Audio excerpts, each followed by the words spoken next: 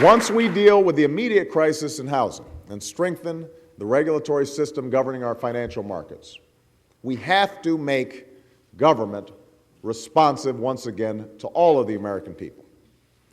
And our final task, in fact, is to make sure that opportunity is available to all Americans.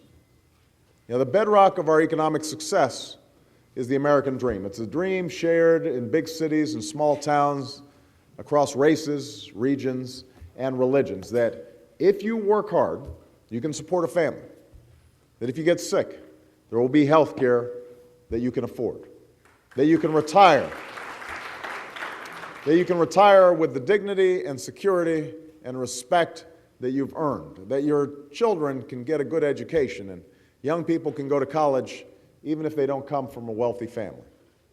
That's our common hope.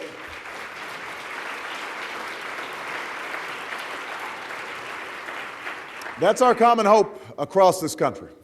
That's the essence of the American dream. But today, for far too many Americans, this dream is slipping away. Wall Street has been recently gripped by gloom over our economic situation. But for many Americans, the economy has effectively been in recession for the past 7 years. We have just come through the first sustained period of economic growth since World War II that was not accompanied by a growth in incomes for typical families. Americans are working harder for less. Costs are rising, and it's not clear that we'll leave a legacy of opportunity to our children and our grandchildren. And that's why throughout this campaign, I've put forward a series of proposals that will foster economic growth from the bottom up and not just from the top down.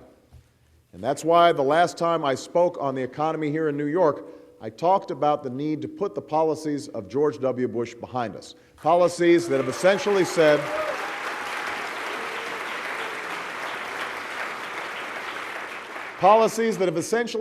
to the American people, you are on your own. We need policies that once again recognize that we are in this together. And we need the most powerful, the wealthiest among us, those who are in attendance here today. We need you to get behind that agenda. It's an agenda that starts with providing a stimulus that will reach the most vulnerable Americans, including immediate relief to areas hardest hit by the housing crisis, and a significant extension of unemployment insurance for those who are out of work. If we can extend a hand to banks on Wall Street when they get into trouble, we can extend a hand to Americans who are struggling, often through no fault of their own.